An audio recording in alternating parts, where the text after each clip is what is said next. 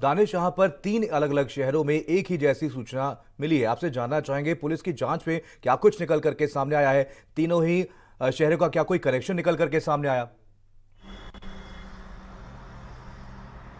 बिल्कुल देखिए, वाकई एक अपने आप में चौंकाने वाली चीज़ें हैं। गणतंत्र दिवस आने वाला है, 26 जनवरी आने वाली है और उसके पहले इस तरीके की सूचनाएं कहीं ना कहीं अफरा तफरी का माहौल पैदा कर देती हैं। कल नोएडा में जो कैलाश अस्पताल है, सांसद के जो बीजेपी के सांसद है उनका वो हॉस्पिटल है, वहां पर यह सूचना आई, रिसेप्शन पे कॉल आता है कि बेसमेंट में बम रखा हुआ है। अब खुद आप अंदाजा लगा सकते हैं हॉस्पिटल में बम रखने आती तो किस तरीके से हड़कंप मचता है। 3 घंटे लगातार वहां पे सघन चेकिंग अभियान चला, लेकिन कोई भी ऐसी चीजें नहीं मिली। और आज बाकायदा छिजारसी के मुख्य चौराहे पे वहां ठीक एक बगल में निजी अस्पताल भी है, एक बम जैसा दिखने वाला पूरा कह सकते हैं किसी शरारती तत्व ने उसको बाकायदा इस तरीके से बनाया था कि हाँ, अगर वो रखा जाए तो वो सीधा बम लगेगा। उसमें बाकायदा मॉनिटर लगा हुआ था, उसमें टाइमर मशीन लगी हुई थी, जिससे साफ बम जैसा लग रहा है। तो वहां पर खुद कमिश्नर पहुंचे, डॉग स्क्वाड की टीम पहुंची, बम निरोधक दस्ता पहुंचा, लेकिन वो बम नहीं था, लेकिन हाँ बम जैसा बना के और जानबूझकर वहां पर रखा गया था। तो वहीं प्रदेश के 3 अन्य जिलों में भी बम की सूचनाएं मिलना, क्योंकि सबसे बड़ी बात कि जो कॉलर जो सूचनाएं देता है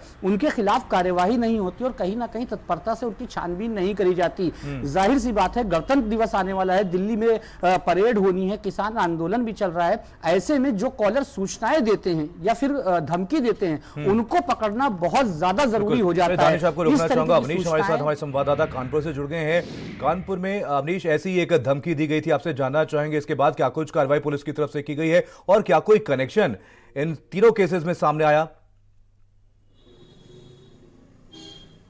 देखिए, एक सूर्यवंशी बादशाह नाम का ट्विटर हैंडल है, उससे ही ट्वीट करके धमकी दी गई थी। कानपुर के साउथ एक्समाल और गुरुदेव पैलेस समेत 4 टाकियों को 26 जनवरी के दिन बम से उड़ा दिया जाएगा। इस सूचना पर पुलिस एक्टिव हुई, डॉग स्क्वाड फील्ड मौके पर पहुंचे और सभी टाकियों की सघन छानबीन, लेकिन ऐसा कोई भी विस्फोटक पदार्थ कहीं नहीं मिला, न कोई सामान मिला। अब इस पूरे मामले पर कानपुर पुलिस सख्त हो गई है। उस मामले पर थाना जूही में एक FIR दर्ज की जा रही है। थाना इंस्पेक्टर जूही की तरफ से इसमें की जो अज्ञात ट्विटर हैंडल है उसके खिलाफ और जो सबसे जो नंबर में यूज किया गया, 112 नंबर पर सूचना दी थी, इन सभी खिलाफ कार्रवाई करने के लिए सर्विलांस टीम को भेज दिया गया और जल्दी जो इंस्पेक्टर ने धमकी दी है उसको टेस्ट करने की कोशिश की जा रही है, क्योंकि अभी तक क्राइम ब्रांच ये पता नहीं कर पाई ट्विटर हैंडल कहाँ से हैंडल हो रहा था और उसको कौन हैंडल करा, इस नंबर कौन से नंबर से ये हैंडल हो रहा था। तो कहीं ना कहीं पुलिस की थोड़ी बहुत लापरवाही जरूर रहती है। ये गिरफ्तारी तो करती है, लेकिन घटना होने के बाद करती है। देखने वाली बात है कि राष्ट्रीय मुद्दा जुड़ा मामला है, 26 जनवरी आने को करीब है, बिल्कुल 4 दिन बाकी है। उस स्थिति में इस तरह विस्फोट करने की धमकी देना कहीं ना कहीं देश के प्रति कहीं ना कहीं दर्शाता है कि यहाँ पुलिस की व्यवस्था बड़ी लचर है। बिल्कुल। धीरेन्द्र भी हमारे साथ, हमारे संवाददाता प्रयागराज से जुड़े हुए। धीरेन्द्र, यहाँ पर प्रयागराज में भी ऐसी एक धमकी सामने आई थी, आपसे जानना चाहेंगे इस मामले के सामने आने के बाद क्या कुछ कार्रवाई पुलिस की तरफ से की गई है और क्या इस व्यक्ति की पहचान हो पाई है जिसने ये सूचना दी थी? ट्विटर हैंडल अकाउंट से जब इनको पुलिस को यहाँ पे सूचना मिली है तो पुलिस मौके पर पहुंच चुकी है। 2 जगहों पर यहाँ पर बम धमाके की सूचना हुई कि बम यहाँ पर है और धमाका किया जाएगा।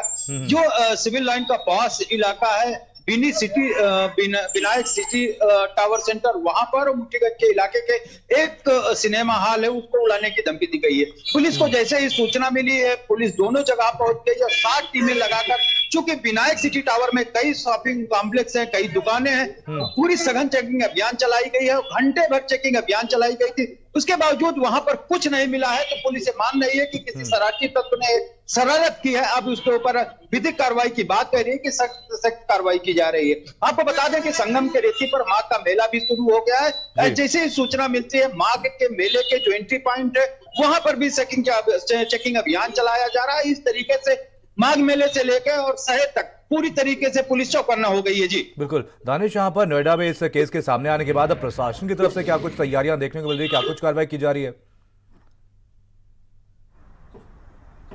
देखिए, पुलिस ने 2 अज्ञात मुकदमे दर्ज किए हैं। पहला जो कल कैलाश हॉस्पिटल में रिसेप्शन पे कॉल करके बम से उड़ाने के लिए बताया गया था, और आज जो बम मिला है उसको देखा जा रहा है। वहां पे सीसीटीवी जो कैमरे लगे हैं, चाहे वो हॉस्पिटल्स के हों या फिर आसपास, जो क्योंकि यहाँ पे रोडों पे जो सीसीटीवी कैमरे लगे हैं उनकी चेकिंग करी जा रही है कि आखिर वो जो बनाया गया था, क्योंकि जिस तरीके का वो डिनोरेटर तैयार किया गया था वो पूरा बम नुमा था, यानी अगर कोई भी देखेगा तो उसको बम ही उसको कहेगा। आपको रोकना चाहूंगा, कानपुर से हमारे साथ अवनीश दीक्षित भी जुड़े हुए हैं। अवनीश, आपसे जानना चाहेंगे क्या कुछ कार्रवाई देखने को मिल रही है और क्या कोई कनेक्शन मिल पाया, बदमाशों की पहचान हो पाई, क्या उस शख्स की पहचान हो पाई है जिसने ये फेक न्यूज फैलाई थी? देखिए, आगरा हो, इलाहाबाद हो, नोएडा हो, उसके कानपुर बना हो, उस पर जो फर्जी कॉल करके विस्फोट करने की धमकी दी जा रही थी, इस पूरे मामले को कानपुर पुलिस ने बड़ी गंभीरता लिया और भारत समाचार ने जिस खबर को प्रमुखता से चलाया, उसके बाद से कानपुर में अभी एक मुकदमा दर्ज हो गया, जल्दी दूसरा मुकदमा दर्ज होने की तैयारी की जा रही है, क्योंकि जो भी व्यक्ति है ट्विटर हैंडल करके ये बादशाह नाम से ट्विटर हैंडल कर रहा था, उसके खिलाफ बड़ी कार्रवाई की जाएगी, कहना अधिकारियों को, और जल्दी जल्द उस व्यक्ति को ट्रेस भी कर लिया जाएगा जिस नंबर से ये ट्विटर हैंडल किया जा रहा है। बिल्कुल। धीरेन्द्र, आपसे जानना चाहेंगे, प्रयागराज में इस खबर के सामने आने के बाद, इस फेक न्यूज के सामने आने के बाद अब प्रशासन की तरफ से क्या कुछ तैयारियां देखने को मिल रही है और कैसे हालात बने हुए हैं?